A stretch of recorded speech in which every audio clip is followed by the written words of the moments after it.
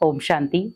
बहुत सारे लोग सोचते हैं दुनिया वाले हमारे साथ गलत करते गए, अपने भी हमारे साथ गलत करते गए, गलत व्यवहार कब तक सहन करें।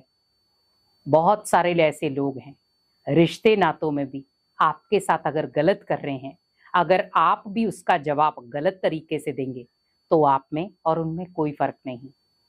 अगर एक व्यक्ति बार बार गलती कर रहा है तो आपका फर्ज है आप बड़प्पन दिखाओ, उस गलती को सुधारो। कई बार क्या होता है, हम उसकी गलती को देखते हुए खुद भी गलती करना शुरू हो जाते हैं। उसने तो पाप कर्म जमा कर ही लिया, लेकिन आपने भी उसको देख करके डबल पाप कर्म जमा कर लिया। तो मुझे यहाँ पर पुण्य कर्म करना था, पाप कर्म नहीं। और आज कहीं ना कहीं व्यक्ति यही गलती करता जा रहा है, क्योंकि पाप कर्मों का भुगतान भी हमें भोगना है और पुण्य कर्मों का फल भी भगवान हमें ही देगा। लेकिन वो इंडिकेशन आपको जरूर देता है, बच्चे सतर्क हो जा, संभल जा। लेकिन कई बार हम उस चीज को भी नजरअंदाज कर जाते हैं। अगर आपके साथ वो गलत कर रहा है तो आप ये सोचो कि वो आपको बार बार ये कहने की कोशिश कर रहा है कि आप भी गलत करो। मान लो सपोज आपका किसी के साथ लड़ाई हो गई, अब आपने उस लड़ाई को बिल्कुल शांति से फेस किया, क्या होगा? आपने किसी एक आत्मा को लेसन नहीं दिया, आपने वहां अगल बगल में जितनी खड़ी आत्माएं थी सबको लेसन दिया। निवारण लड़ाई लड़ाई से निवारण नहीं होता। अगर लड़ाई हो रही है तो उसका शांति निवारण है। कई बार हम कहते हैं कि शांत में रह करके तो सामने वाला सोचेगा ये तो डर गए। उसको डरना नहीं कहते, उसको कहते समय के महत्व को समझना। क्योंकि उस समय वो व्यक्ति आग उगल रहा है, उस समय वो आत्मा अपने वश में नहीं है, उस समय उसको ये भी नहीं पता कि मैं कर क्या रहा हूं।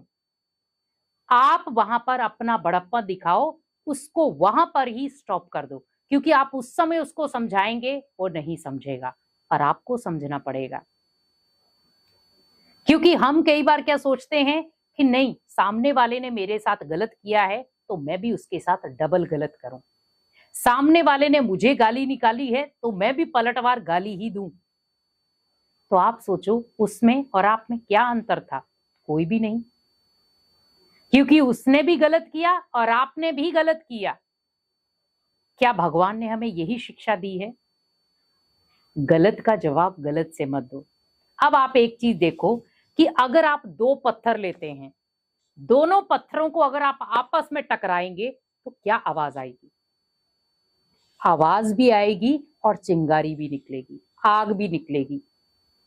तो जब दोनों क्रोधी व्यक्ति टकराएंगे तो आग निकलेगी और उसका प्रभाव पड़ेगा आपके रिश्तों पर, आपके घर परिवार पर, आपके बच्चों पर और आपकी खुद की मानसिकता पर। आपने कई बार देखा होगा, कई बार आप टू मच गुस्सा करते हैं, उसका प्रभाव आपके बिजनेस पर, आपके परिवार पर, आपके स्टेटस पर, बहुत सारी जगहों पर प्रभाव पड़ता है। और कई बार व्यक्ति उन चीजों के वश होकर के बहुत सारे गलत आदतों का शिकार भी हो जाता है। अगर कोई आपके साथ गलत कर रहा है तो आप उसको नजरअंदाज करते जाओ, कोई बात नहीं, वो अपने पाप कर्म जमा कर रहा है, मुझे नहीं करने हैं। क्योंकि कोई भी व्यक्ति आपके साथ गलत कर रहा है तो उसका रिटर्न भगवान देगा, आप भगवान मत बनो। क्योंकि भगवान ने पहले ही कहा है, भगवान की लाठी में आवाज नहीं होती और जब पड़ती है तो अच्छे तरीके से पड़ती है, और वो है कर्मों की लाठी। अगर कोई व्यक्ति आपके साथ गलत कर रहा है तो आप छोड़ दो उसको, कोई बात नहीं। एक दिन भगवान भी उसको सबक जरूर सिखाएगा और सिखाता है। भले कई बार वो लेट हो जाता है पर सिखाता जरूर है। हम कई बार कहते हैं भगवान तो इसकी सुनता ही जा रहा है, हमारी तो सुनी ना, वो व्यक्ति हमारे साथ गलत करता जा रहा है पर भगवान साथ उसी का दे रहा है। क्योंकि वो जितना ऊंचा भगवान उसको चढ़ाएगा उतना ही जब नीचे गिरेगा तो तकलीफ उसी को होगी। और ये कई बार आपने देखा होगा, राजा बनते हुए भी और रंक बनते हुए भी, ऊंचाई पर चढ़ते हुए भी और धरातल पर गिरते हुए भी। क्योंकि कर्म कहीं पे भी आप छुप जाओ, कर्म अपना हिसाब किताब लेने आ ही जाएगा। आप जितना भी सोच लें कि ये व्यक्ति छुप जाए, नहीं छुप सकते आप, कर्म आपको ढूंढ ही लेंगे।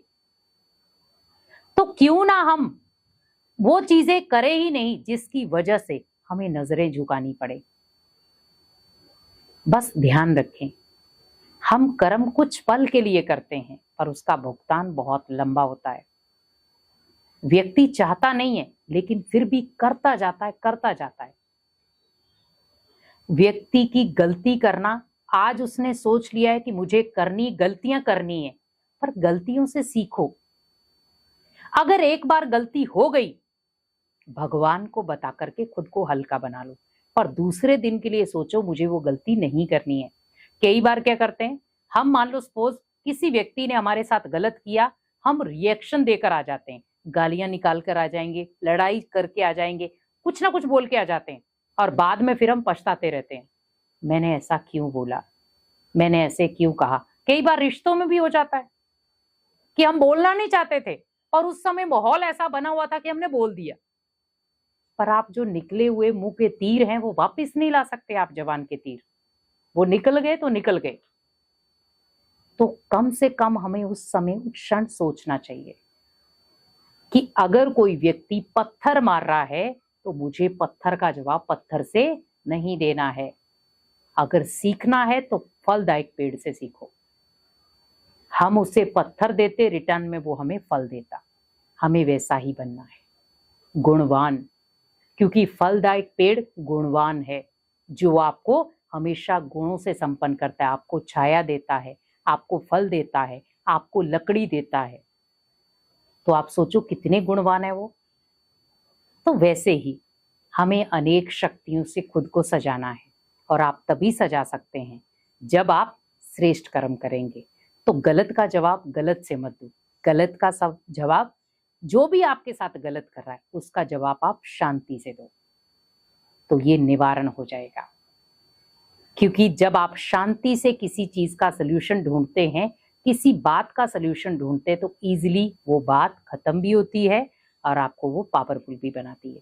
कोई भी आपके साथ गलत कर रहा है, आप भगवान के ऊपर छोड़ दें, और अपने कर्मों को गलत बिल्कुल ना करें, ताकि आप श्रेष्ठ कर्म भी कर पाएं और भगवान के दिल पर भी चढ़ पाएं और आपके कोई कार्मिक अकाउंट भी ना बने। ओम शांति।